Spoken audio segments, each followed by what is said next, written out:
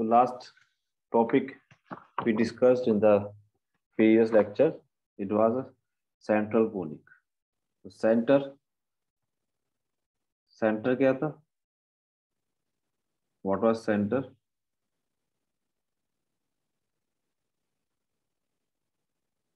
Center, a point such that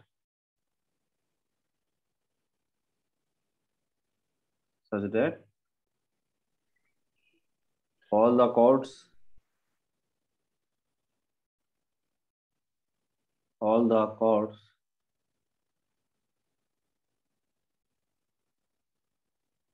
of the conic passing through it are क्या होती है इस पॉइंट पे? bisected there. उस पॉइंट को हम क्या कहते हैं? सेंटर. सर्किल से आप याद रख सकते हैं, सर्किल का सेंटर होता है, तो वही प्रॉपर्टी है सर्किल के सेंटर की. Any cord passing through this will be bisected at this point, तो इसे हम सेंटर बोल सकते हैं. So same thing will happen with ellipse, even hyperbola also this property will be there.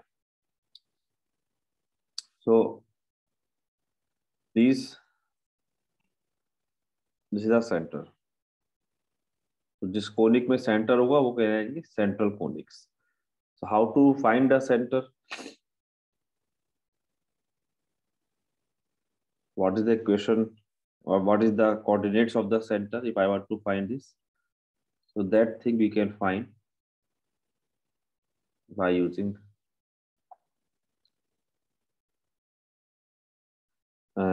this property. What? Suppose, so center, finding center.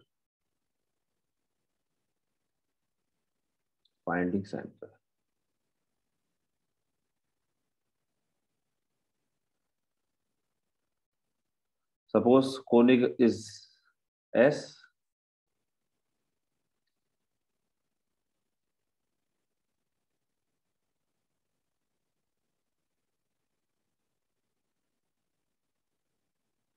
This is the conic. And suppose X dash Y dash is the middle point of the chord.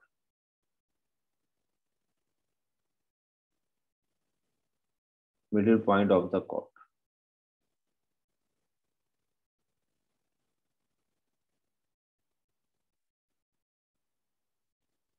क्योंकि एक centre है तो ये क्या होगा? Cord का middle point होगा, है ना, किसी भी कॉर्ड का. Then if I want to write the equation of any chord passing through this middle point, X dash Y dash passing through this point, chord की equation I can write X minus X dash upon L is equal to Y minus Y dash upon M is equal to suppose R. से अपने R के equal मान लिया. तो यहाँ पर ये वही कंसेप्ट यूज करूंगा जो इससे प्रीवियस लेक्चर में we have done. Equation of a chord with a given middle point. अगर मिडिल पॉइंट गिवन है तो इक्वेशन ऑफ द chord क्या आती थी? देन इसे L X वैल्यू निकालेंगे X Y की, X डैश R के टर्म में यहाँ पुट करेंगे, R में क्वाड्रेटिक बनेगी. If this is a middle point, sum of the roots will be 0. तो इक्वेशन निकाली थी हमने. Then equation of the chord is from preceding lecture. ये मैं डायरेक्ट लिख दे रहा हूँ यहाँ पे, from preceding lecture.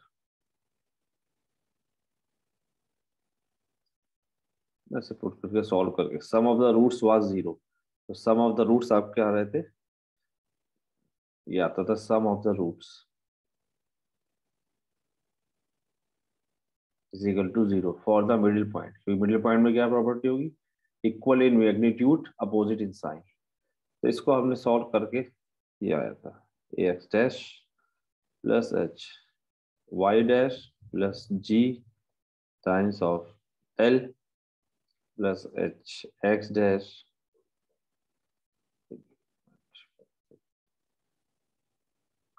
Plus h x dash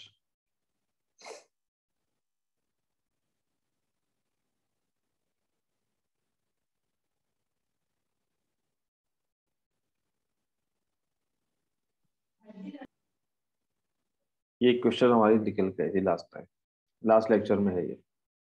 now if x dash y dash is the center, this is the center suppose, then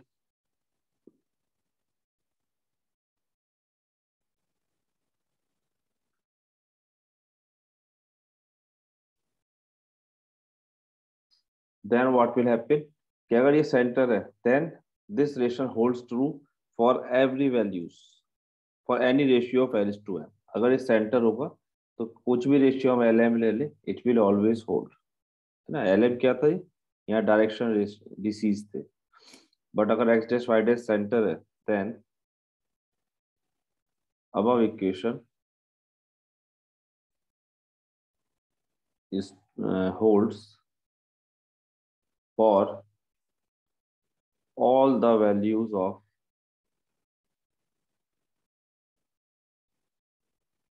the ratio L is to M।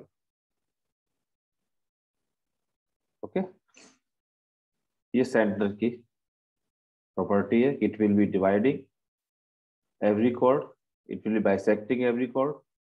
तो if it is the case तो what will happen, ये हमारी mid point की relation थी, तो अगर centre होगा तो हमेशा ट्रू होगा कुछ भी हम एल ले लें। क्या, क्योंकि हमेशा उस पर sum of the roots zero आएंगे। Then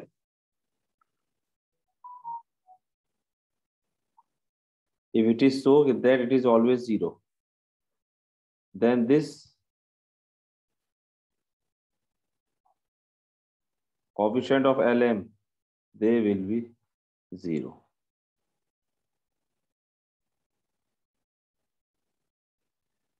py dash plus f is equal to zero। Okay, ये coefficients के जीरो, ऐसे ऐसे if I am saying suppose ax plus by this is equal to zero for all xy, xy की हर value के लिए अगर ये जीरो है तो it means they will be li, that means then a will be zero, b will be zero, because if it is zero for every value of xy, so here it is zero for every ratio, so this is zero and this is zero।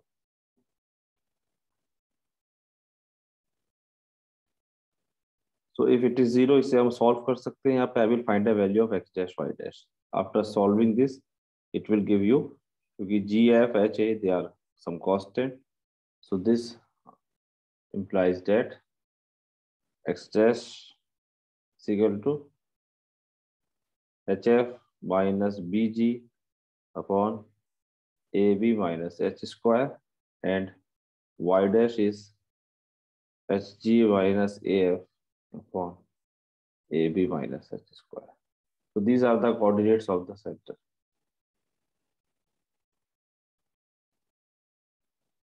Okay,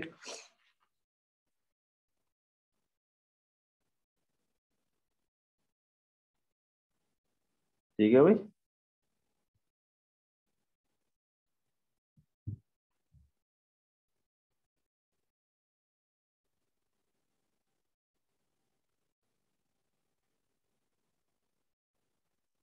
क्यों भाई, Anirudh STB 186, Yes, sir. is it clear how you find the center? Yes, sir. These are the coordinates। अगर problem आती है आपके पास find the centre of some conic, conic equation given होगी तो उससे आप सेंटर निकाल सकते हैं, क्योंकि ये क्या A B H F G they are the coefficients of X square Y square X Y X and Y. This is the formula. चलिए इसका one more proof is there. Sir one hello जी, sir, differentiate करके भी निकल सकते हैं centre किसे differentiate करके? कॉनिक को। इसे? हाँ ऐसे सर, अगर जैसे एक्स में लिखाना हो तो एक्स के मतलब हाँ रेस्पेक्ट कर में सकते हैं, डिफरेंशिएट करके। जी जी, वो भी कर सकते हैं। अगर आपको निकालना है यहाँ पे तो इसे डिफरेंशिएट करते हैं। अगर आप del S over del x and del S over del Y, तो जब आप डिफरेंशिएट करेंगे तो क्या होगा, ये टू लाइंस आएंगी ना। Del S over del X क्या होगा, एक लीनियर इक्वेशन आएगी। Del S over del Y एक लीनियर इक्वेशन आएगी। तो उन दोनों इक्वेशन का जो इंटरसेक्शन होगा वो आपका क्या जाएगा, सेंटर हो जाएगा। ठीक है, वो भी कर सकते हैं आप, करेक्ट। तो सेंटर इज द, ये लिख सकते हैं यहाँ पे, centre is the point of intersection of del S over del X, क्योंकि एस जो है आपका एक्स वाई का फंक्शन है ना। तो यहाँ पर डिफरेंशिएट जो आप करेंगे पार्शियली करेंगे। एस क्या है आपके पास, function of two variables x and y. तो del S over del x and del S over del y. Del S over del x निकालना आता है, when you will differentiate with respect to x, y क्या हो जाएगा यहाँ पे, y will be constant. Okay, देख लीनियर क्वेश्चन आएगी। Del S over del x कितना होगा, 2ax प्लस 2hy, ये जीरो हो जाएगा, plus 2g, this is zero, this is zero. Okay, तो ये भी निकाल सकते हैं। Yes, sir. Yes.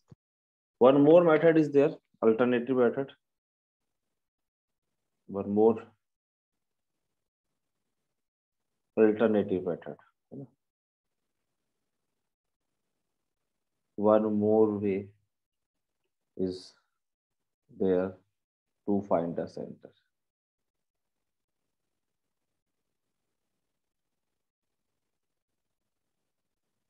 उसमें क्या करेंगे, shifting the origin.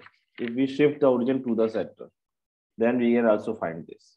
उसको एक्सप्लेन में इसलिए कर रहा हूँ कि इस कंसेप्ट का यूज करके हम आगे एक और टॉपिक करेंगे, which is called the equation of the conic when the origin is transferred to the center. अगर हम क्या करें, ओरिजिन को सेंटर पे ट्रांसफर कर दें। What I mean, suppose you have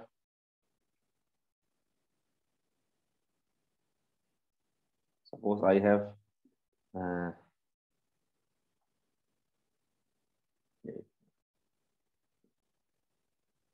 you have like this.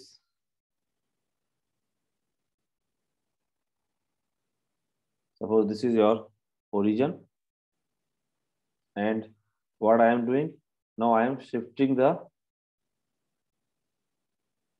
this origin.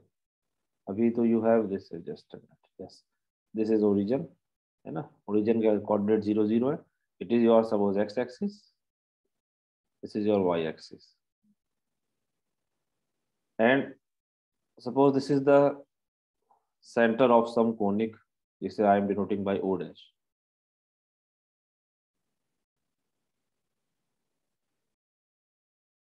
से कर देते हैं डिफरेंट कलर, चलो रेड कलर ले लेते हैं।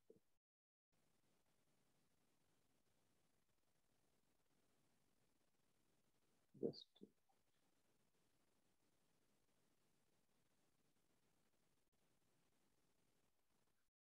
suppose you have this.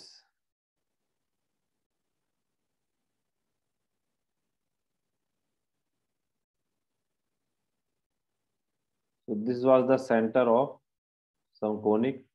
I am denoting by it sub alpha beta suppose.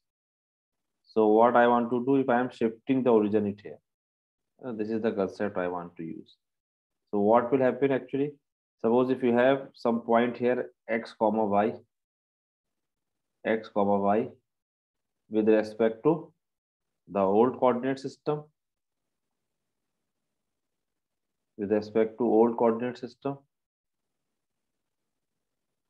Old का मतलब जिसमें ओरिजिन आपका 0 है, and suppose this is your x dash y dash with respect to this new coordinate system, तो ये point जो है x Y होगा अगर आपका ओल्ड के रेस्पेक्ट में, तो ओल्ड के रेस्पेक्ट में एक्स वाई का मतलब क्या हुआ कि दिस डिस्टेंस विल बी, अगर आप यहाँ से देखें है ना, ये डिस्टेंस आपकी एक्स होगी यू नो,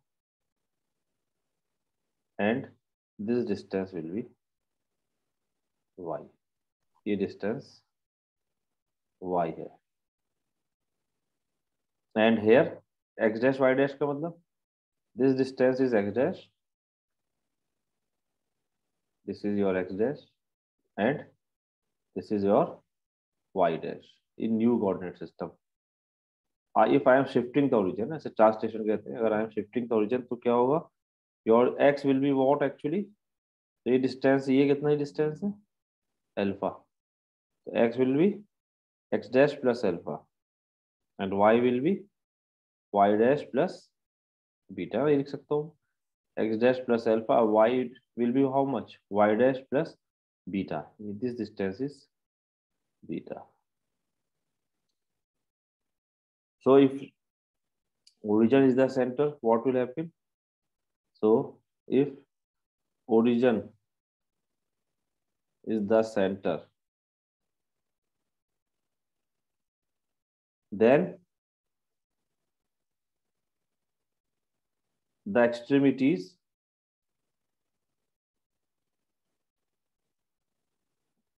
ये आपके पास अगर कोई कोनिक है, अब अगर सेंटर सपोज ओरिजिन है तो एक्सट्रीमिटीज जो होगी ये किसी भी कॉर्ड की या किसी भी कॉर्ड की, अगर ये सेंटर हो गया origin, then extremities of the chord through the centre will be of same magnitude and opposite sign you know, अगर ये एक्स डैश वाई डैश है तो पीछे क्या होगा minus X dash Y dash है ना, ये एक्सट्रीमिटीज होंगी, then extremities of any chord through the centre will be same in magnitude, ये हमें मालूम है, same in magnitude and opposite in sign,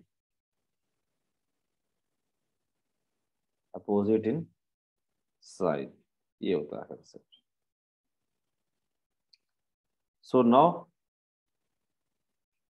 I want to find what will happen if this center is origin. So conic is given, suppose let alpha beta be the center of the conic, ax square plus इसे ऐसे कह रहे हैं 2hxy plus by square 2gx plus 2fy plus c is equal to 0. Question 1. Now transferring the origin,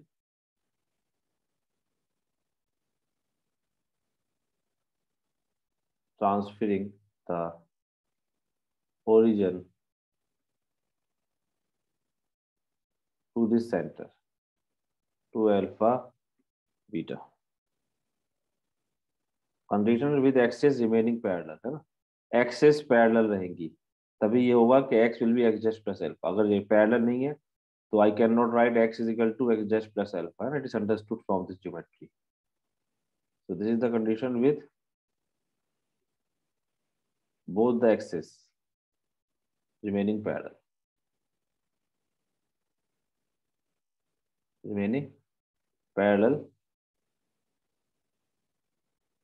Then we know x will become x dash plus alpha and y will become y dash plus beta.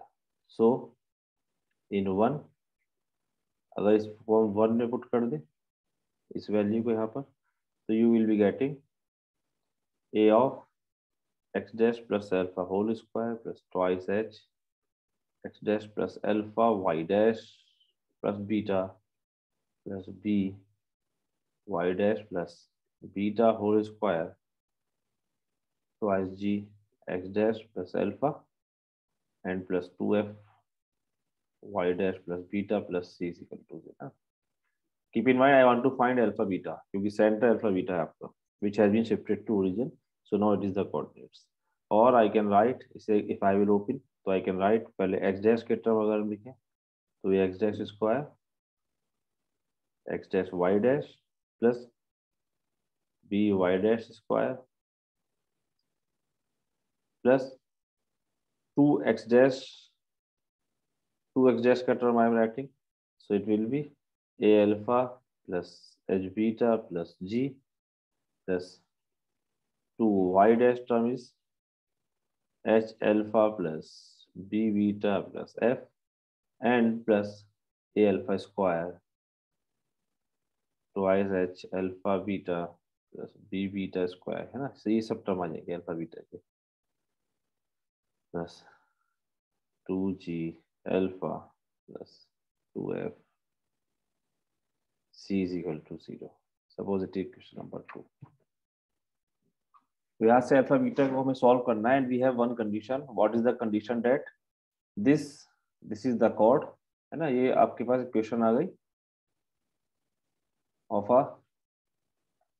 of this. Now this chord is passing through alpha beta.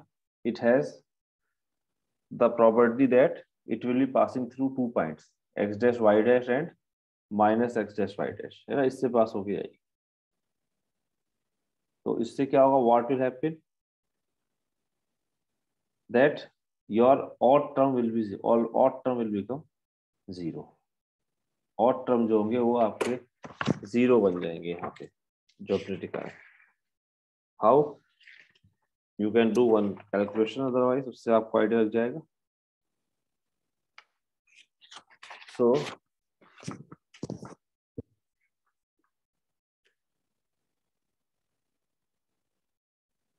ना, वरना आप ये देख सकते हैं कि ये जो कोनिक है ये इन दोनों पॉइंट से पास हो रहा है. देखो इसमें क्या होगा, सिंस ये कोनिक की इक्वेशन है, सिंस दिस कोनिक, ये you can say x dash y dash and minus x dash minus y dash. These point both lie on the conic 2. दोनों पॉइंट कोनिक पे लाई करेंगे है ना. देखिए क्योंकि अगर ओरिजिन से पास हो रहा है तो both the line points will be lying on the conic. So what will happen? We have, तो ये सेटिस्फाई करेंगे तो x dash y dash तो सेटिस्फाई कर ही रहा है यहाँ पे. अगर minus X dash minus Y dash रखूंगा तो क्या होगा? एक क्वेश्चन और आएगी आपके पास, a of minus X dash square. तो माइनस एक्स डैश स्क्वायर रखेंगे तो X dash square plus minus again this term will be, तो जो इवन टर्म्स है उन पर तो कोई इफेक्ट नहीं पड़ेगा, लेकिन जहाँ यहाँ रखेंगे तो ये हो जाएगा माइनस 2x डैश है ना, ये और आ जाएगा a alpha plus h beta plus g minus 2y dash h alpha plus B beta plus f plus यहाँ पर कोई टर्म है नहीं एक्स वाई, तो ये टर्म एज इट इज रहेगा a alpha square plus 2h alpha beta and so on. Suppose it is question 3. अब if I will add, I will subtract 3 minus 2 या 2 minus 3 कुछ भी कर दे. जब 3 minus 2 करेंगे तो क्या होगा? सब्ट्रैक्टिंग.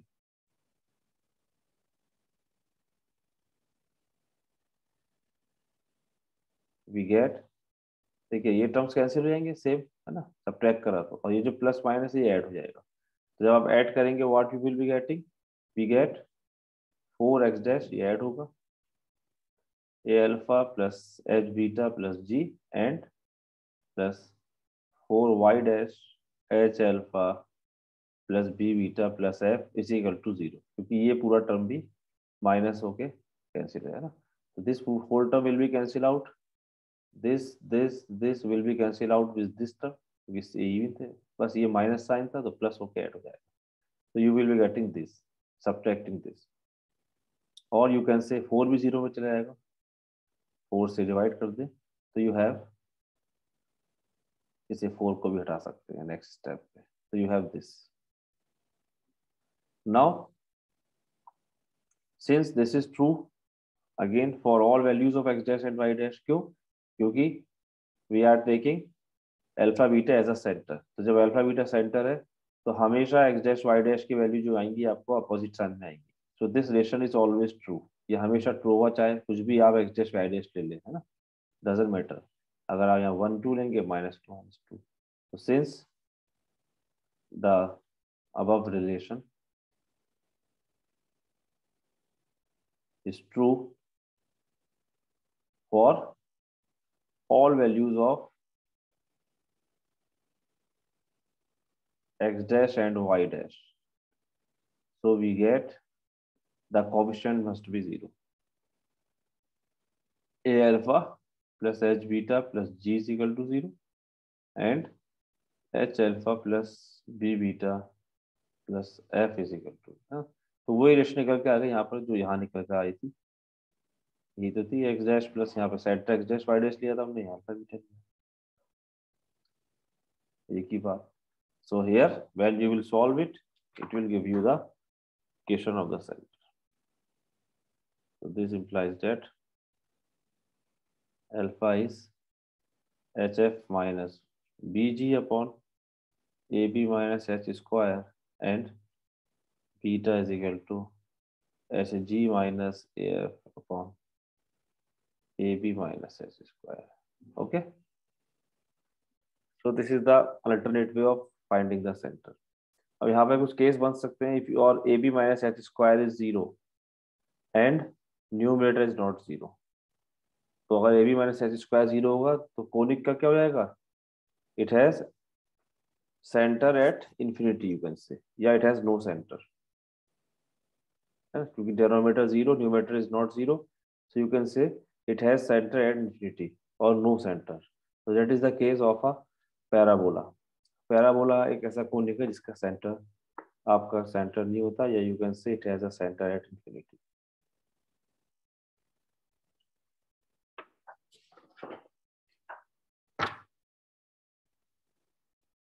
ये सेंटर के दो फॉर्मूलेस थे। सेकंड मेथड इसलिए यूज किया हमने क्योंकि इस कंसेप्ट को यूज करके हमें आगे I want to discuss another concept 6.7 article page number 80 पे। The equation to the conic S is equal to 0, conic वही है आपका X square, with the origin is transferred to the center. When the origin is transferred to the center,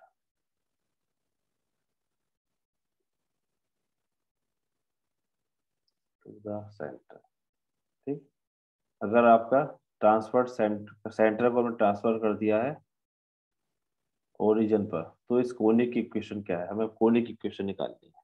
ठीक है, तो concept I will use same अभी जो हमने previous किया कि if your centre is transfer to the origin then conic की equation जो हमने 2 लिखी थी ना, ये इक्वेशन आई थी आपके पास। तो फ्रॉम द प्रीवियस आर्टिकल यहाँ तक तो सेम रहेगा।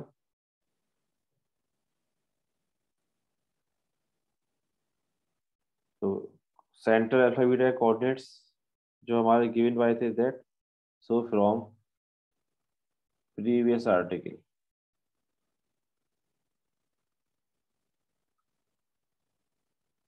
वी हैव इक्वेशन 2 आपके पास ये आ रही थी, ax dash square plus 2h x dash y dash plus by dash square plus 2x dash a alpha plus h beta plus g plus 2y dash h alpha plus b beta plus f प्लस a alpha square 2h alpha beta and so on, एक term ये पूरा था, this equal to 0। ठीक है, ये equation आ रही थी।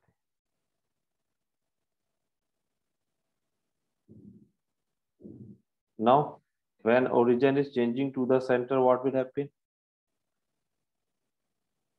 Now whenever the origin is transferred to the center alpha beta, है ना, ये कब है? With the axis parallel.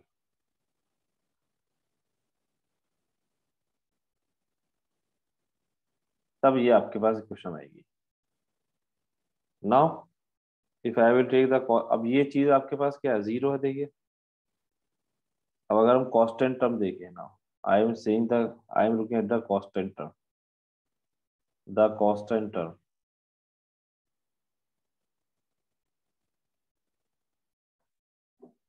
So constant term is, अगर इसे मैं 3 कह दूं,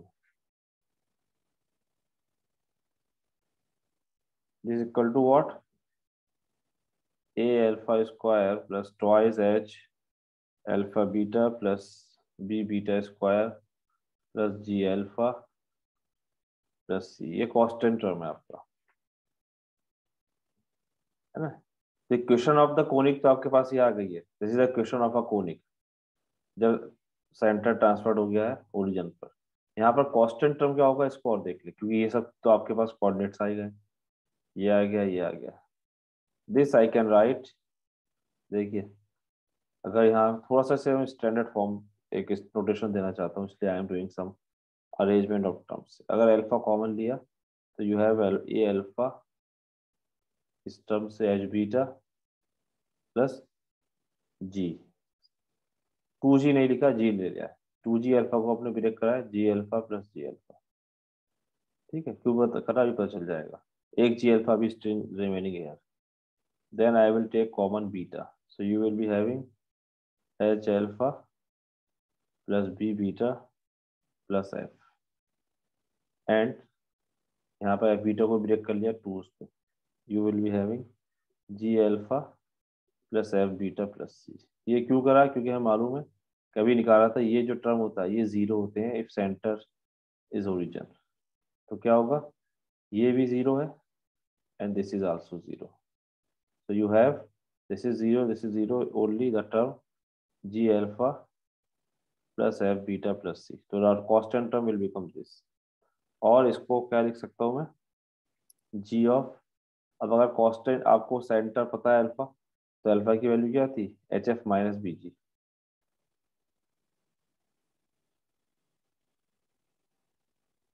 This is your alpha and f beta is hg minus af upon ab minus h square plus c। यहाँ ab minus h square ऐसे लेके अगर हम इसे सॉल्व करें, so it will become a B minus H square LCM ले लिया, क्या आएगा? देखिए ये अंदर इंटू होगी, h F g minus B जी square, h F g minus B जी स्क्वायर फर्स्ट टर्म, प्लस यहाँ पर भी इंटू हुई, तो h F g minus A F square, and third term minus B ji square minus C h square. Okay, ये क्या term है? A F square, and यहाँ क्या आएगा? ए बी सी आएगा, A B C minus H square.